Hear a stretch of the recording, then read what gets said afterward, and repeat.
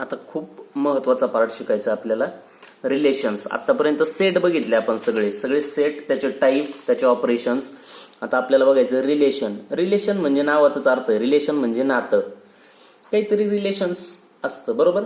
फॅमिलीचं रिलेशन किंवा फ्रेंडशिपचं रिलेशन, अशा भरपूर प्रकारचे रिलेशन्स आहेत. मॅथमॅटिक्समध्ये फॅक्टरचं रिलेशन असतं, याचे एकमेकाचे फॅक्टर असतील. रेसिप्रोकलचं रिलेशन, एकमेकाचे रेसिप्रोकल. निगेटिव्हिटीचे रिलेशन्स असतील. हे सगळे रिलेशन्स बघायचे आपल्याला. त्याच्यासाठी सगळ्यात आधी बघायचं आपल्याला ऑर्डर पेअर.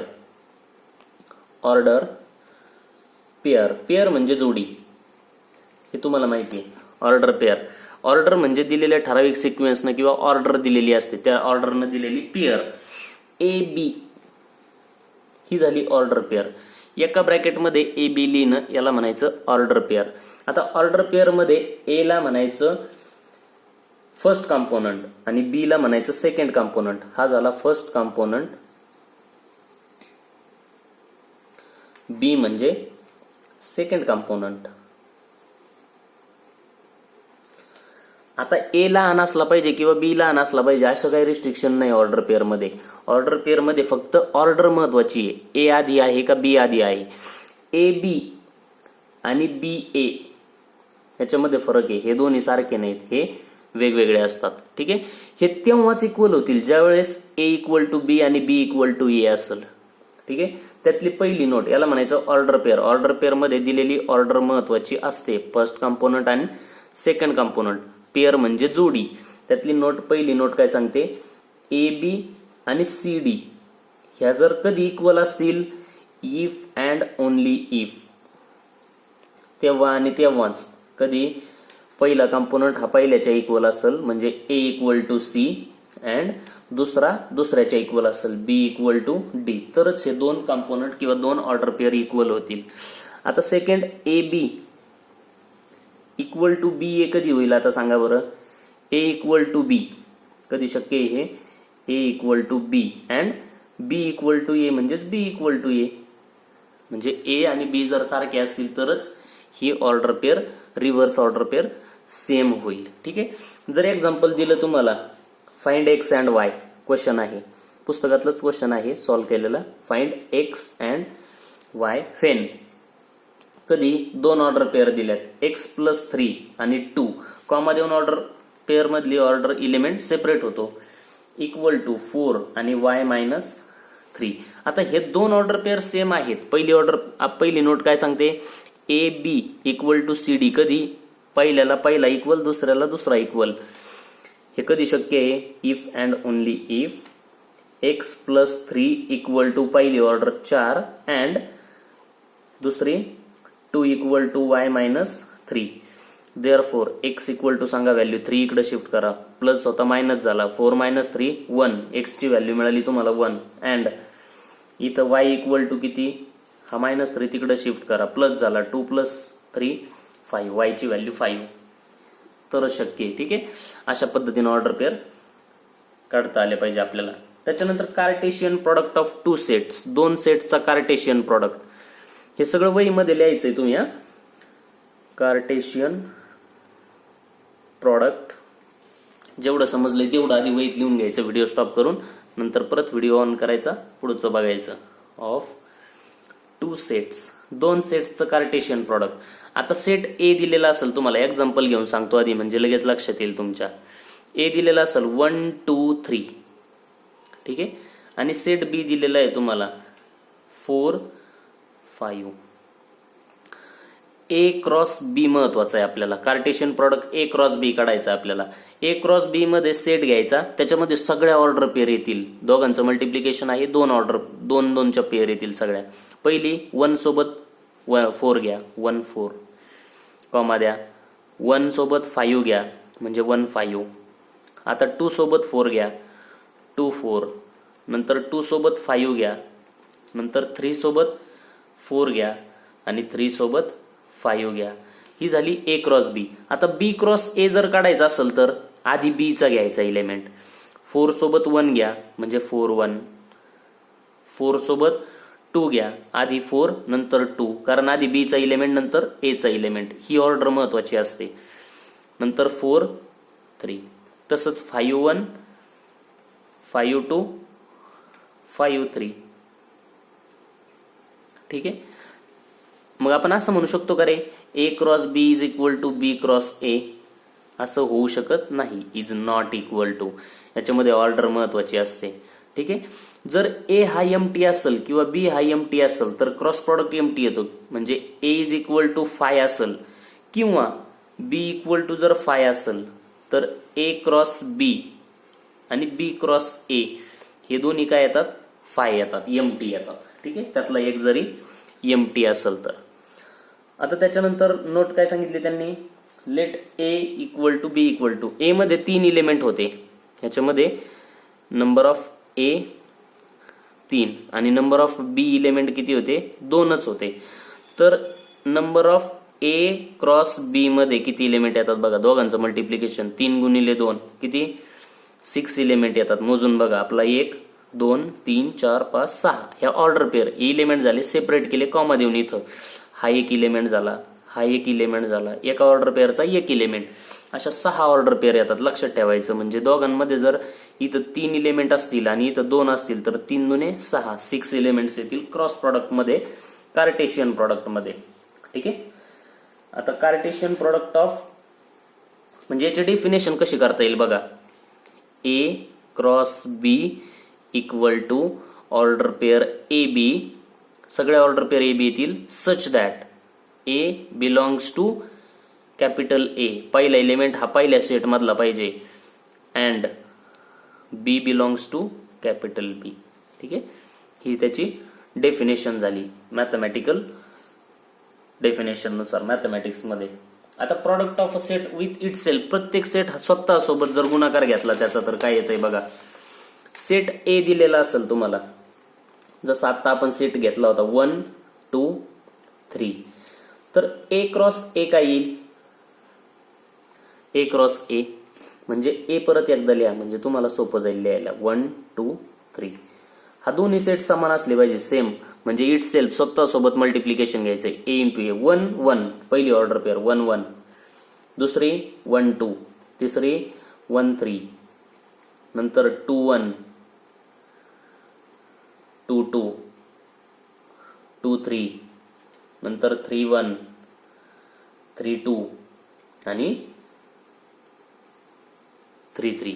हा झाला A क्रॉस A. म्हणजे याला A स्क्वेअर सुद्धा म्हणू शकता तुम्ही. ठीक आहे. A square. असा जर A क्यूब काढला. A स्क्वेअर म्हणजे A क्रॉस A एकदाच. A क्यूब म्हणजे 3 वेळेस A cross A cross A. आता याच्यामध्ये किती इलेमेंट आले बघा. A मध्ये किती इलेमेंट होते? 3. त्याचा स्क्वेअर फाइंड केला म्हणून 3 चा स्क्वेअर 9 इलेमेंट आले. 1 2 3 4 5 6 7 8 9 इलेमेंट. A क्यूब मध्ये A मध्ये 3 इलेमेंट आहेत. मग A चा क्यूब 3 चा क्यूब किती? 3 चा क्यूब 27 इलेमेंट्स येतील त्याच्यामध्ये. ठीक आहे. अशा पद्धतीने नंबर ऑफ इलेमेंट्स फाइंड करायचे. आता A क्यूब मध्ये इथं स्क्वेअर आहे म्हणजे ऑर्डर पेअर आल्या. A क्यूब मध्ये A B C असे ट्रिपलेट्स येतील. ऑर्डर ट्रिपलेट्स म्हणजे ट्रिपल ऑर्डर. याच्यामध्ये 2 2 होते. याच्यामध्ये 3 3 येतील. ठीक आहे. क्यूब येत नाही आपल्याला. आपल्याला फक्त ऑर्डर पेअर बघायचं. क्यूब फक्त एक्स्ट्रा साठी सांगितलेलं आहे आपल्याला. ठीक आहे. नोट काय दिलेली आहे त्यांनी मग नोट लिहायची. If number of A equal to M then A square equal to number of A square equal to number of A आणि त्याचा स्क्वेअर म्हणजे M चा square number of A square. तसंच number of A cube is equal to number of A आणि त्याचा cube म्हणजे M cube. इथं जेवढे इलिमेंट असतील त्याचा क्यूब. रेस टू पॉवर 4 केला तर raise to power 4. Number of A raise to N किती येईल? M रेस टू N येईल. ठीक आहे. जेवढा पॉवर घेताल तेवढा त्याचा. याच्यानंतर आता हे झालं बायनरी ऑपरेशन. हे सगळे बायनरी ऑर्डर पेअर झालं. आता याच्यानंतर आपल्याला खूप महत्वाचा पार्ट बघायचा तो म्हणजे डेफिनेशन्स ऑफ रिलेशन. रिलेशनची डेफिनेशन. डोमेन, कोडोमेन आणि रेंज. रिलेशन मधला डोमेन, रिलेशन मधला कोडोमेन, रिलेशन मधली रेंज. आता सगळ्यात पहिले रिलेशन म्हणजे काय समजून घ्या. रिलेशनची अशी ठराविक डेफिनेशन आपल्याला करता येत नाही. पण रिलेशन हे कॅपिटल R ने इंडिकेट केलं जातं. रिलेशन कशाने इंडिकेट केलं जातं? कॅपिटल आर न. आता रिलेशन म्हणजे फॅक्टर असतील, ठराविक रिलेशन दिलेलं असतं. Even, odd, factor, reciprocal, negativity, हे रिलेशनचे प्रकार आहेत. ते तुम्हाला एक्झाम्पल मध्ये गेल्यानंतर लक्षात येईल तुमच्या. आता ए जर बी शी रिलेटेड असेल अंडर रिलेशन आर, तर तो असा इंडिकेट केला जातो, A related with B under relation R. त्याला असं रीड करायचं, A is related with B under relation R. ती ऑर्डर पेअर झाली ए बी, ही ऑर्डर पेअर. आणि रिलेशन आरचा सेट जर असेल असा, ए क्रॉस बी लिहिला होता आपण आधी याच्यामध्ये, तिथे लिहिलं होतं 1 2 1 3, हे दोनच घेऊन बघू. हे 1 is related with 2 under relation R, 1 R 2 असंही लिहिता येतं याला. 1 R 3, 1 is related to 3 with relation किंवा अंडर रिलेशन आर, 1 आर 3, अशा प्रकारे लिहिता येतं. हे झालं रिलेशन. रिलेशन कशाने इंडिकेट केलं जातं? आर न. ठीक आहे. आता ए क्रॉस बी चा तो काय असतो? सबसेट असतो. हे रिलेशन जर असं इंडिकेट केलं, R is equal to A B such that A belongs to capital A, small B belongs to capital B. आणि आर हा हमेशा ए क्रॉस बी चा काय असतो? सबसेट असतो. कधीही कोणतंही रिलेशन, आणि युनिक सबसेट असतो. युनिक, एकमेव. तसाच दुसरा सबसेट सेम तसा येणार नाही, एकमेव सबसेट असतो. ते आपल्याला एक्झाम्पल घेताना आपल्या लक्षात येईल. ही नोट लिहायची, रिलेशनच्या डेफिनेशन मध्ये दिलेलं असतं ही. ठीक आहे. जर एक्झाम्पल घेतलं, आता एक्झाम्पल दिलंय त्यांनी, तेच एक्झाम्पल घेऊ आपण. ए इज इक्वल टू 2 3 4 5 6 आणि बी दिलाय. बी काय दिलाय? 6 7 8 आणि 10, 9 नाही दिला. आणि रिलेशन सांगितलं, then the relation A R B, then relation A R B. R म्हणजे रिलेशन आहे, ए म्हणजे सेट ए मधला एलिमेंट, बी म्हणजे बी मधला एलिमेंट, इज इफ, हे relation if A is factor of B. A हा बी चा फॅक्टर पाहिजे. रिलेशन काय सांगितलंय? ए आर बी म्हणजे ए हा बी चा फॅक्टर पाहिजे. आता मग सेट काय येईल? R is equal to set येईल. 2 हा कशाचा फॅक्टर आहे? 6 चा फॅक्टर आहे. 2 6 ही एक ऑर्डर पेअर येईल. बरोबर. 2 हा आणखी कशाचा फॅक्टर आहे? फॅक्टर म्हणजे भाग जातो, त्याला 8 ला भाग जातो, म्हणजे 2 हा 8 चा फॅक्टर आहे. आणखी 2 हा 10 चा फॅक्टर आहे. ठीक आहे. आता 3 हा कशाचा फॅक्टर आहे का इकडं? 3 कशाचं आहे? 6 चा आहे. 3 6. 3 हा 7 चा फॅक्टर नाही, ऑर्डर पेअर येणार नाही. 3 हा 8 चा पण नाही, 3 10 चा पण नाही. 4 8 चा आहे फक्त. आणि राहिलेला 5 हा 10 चा फॅक्टर आहे. राहिलेला आणखी कोणता? 6 राहिला. 6 हा 6 चाच फॅक्टर आहे. 6 6. ठीक आहे. याला म्हणायचं, हा झाला आर. आता ए क्रॉस बी जर फाइंड केला तुम्ही, ए क्रॉस बी इथं लिहून बघा तुम्ही, क्रॉस तुम्हाला काढता येतो.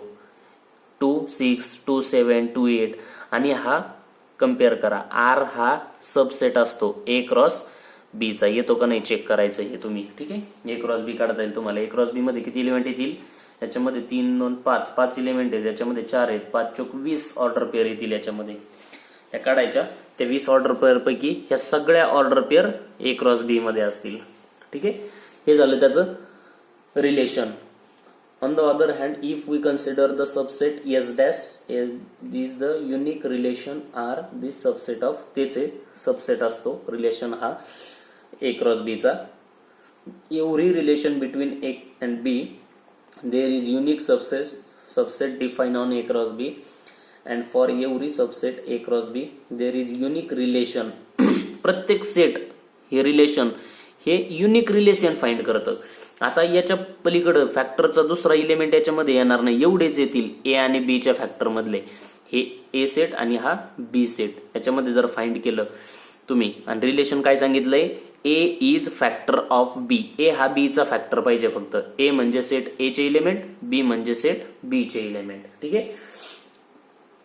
Next, when a equal to b, that is when we have relation between the elements of a that will be subset of a cross a. A is non-empty. Any relation in a cross a is called binary relation. Binary relation म्हणजे a cross a वरतीच find करायचं relation, म्हणजे त्याच set वरती find करायचं. जसं आपण a cross a इथं फाइंड केला होता, तसं त्याच याचा सबसेट एखादा रिलेशन सेट जर आला, म्हणजे याचा सबसेट काय 1 1 2 2 आणि 3 3, हे तीनच एलिमेंट घेतले. r इज इक्वल टू 1 1 2 2 आणि 3 3, म्हणजे r is subset of a cross a झाला. याला म्हणायचं बायनरी रिलेशन. याला काय म्हणायचं? Binary relation. बायनरी म्हणजे त्याच सेटवर त्याच सेटचं क्रॉस मल्टिप्लिकेशन, याला कार्टेशियन प्रॉडक्ट म्हणतात. कार्टेशियन प्रॉडक्ट किंवा क्रॉस मल्टिप्लिकेशन म्हणायचं.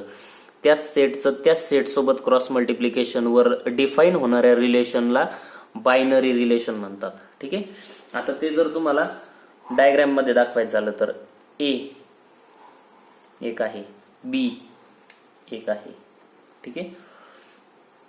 आणि सांगितलं इथं 1 2 3 4 5 1 4 5. रिलेशन काय सांगितलं आपल्याला? R is the relation such that X Y X is less than Y.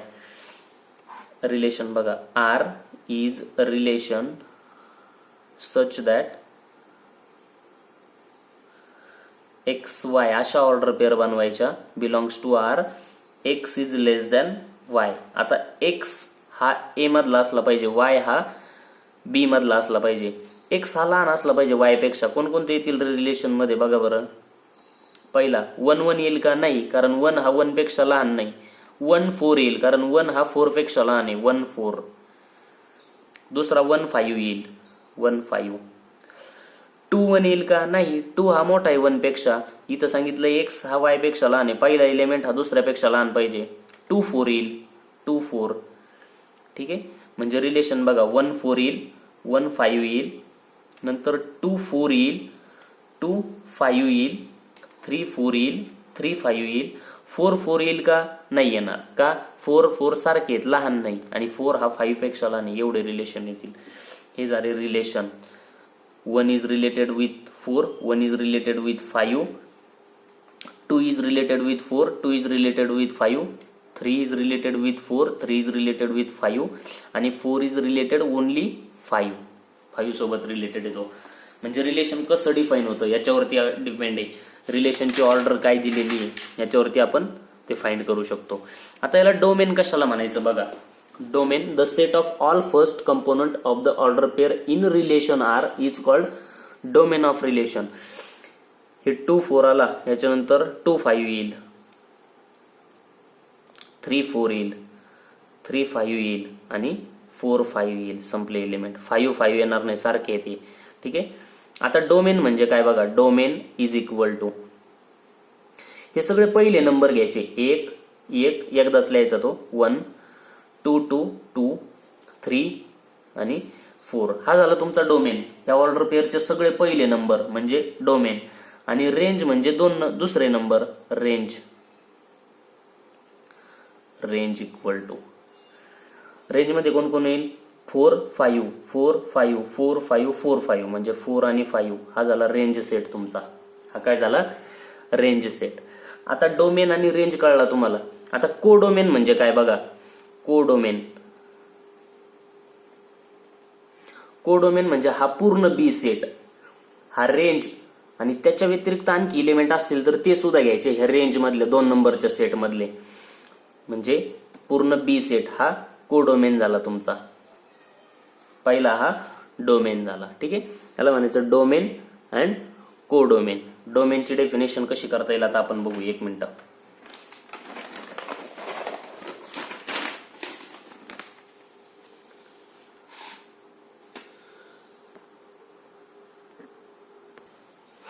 Domain of R, domain R चा कसा फाइंड करतात. सेट ऑफ ए, असे ए इलिमेंट सगळे कोणते, ऑर्डर पेअर मधले, order pair belongs to R, order pair relation मधले पाहिजे आणि त्यातले सगळे ए इलिमेंट घ्यायचे, म्हणजे पहिले इलिमेंट घ्यायचे जसे आपण आधी घेतले तसे. रेंज म्हणजे दुसरे element, range of R equal to B, order pair A B मधले 2 नंबरचे element belongs to R, order pair real मधली पाहिजे. आता कोडोमेन, कोडोमेन म्हणजे if R is relation from A to B, if R is relation from A to B, जर A कडून B कडे relation असेल तर then B is called codomain set.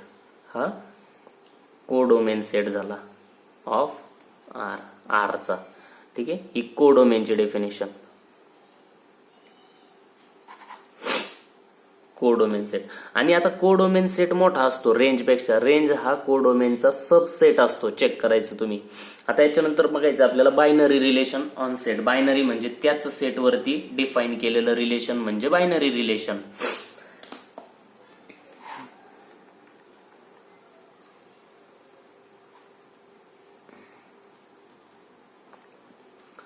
Binary relation on a set, त्या सेटवरती. Let A B non empty set, त्याच्यासाठी एक non empty set पाहिजे.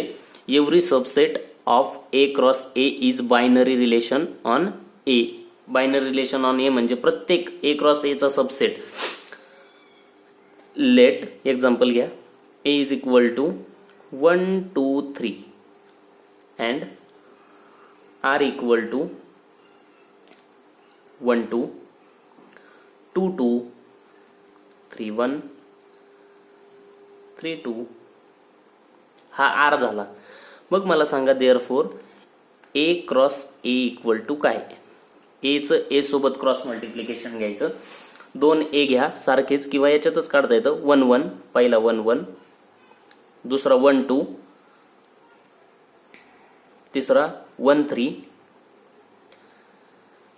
नंतर 2 1, नंतर 2 2, नंतर 2 3, नेक्स्ट 3 1 3 2 आणि नेक्स्ट लास्ट 3 3. हा क्रॉस झाला. याच्यामध्ये 3 इलिमेंट असतील तर ए इंटू ए चा स्क्वेअर फाइंड केला. 3 इलिमेंट म्हणजे 3 चा square.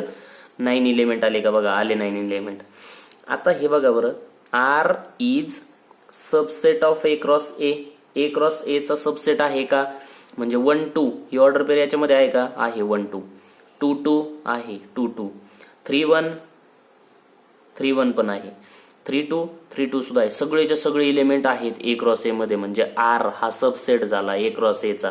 And therefore R is a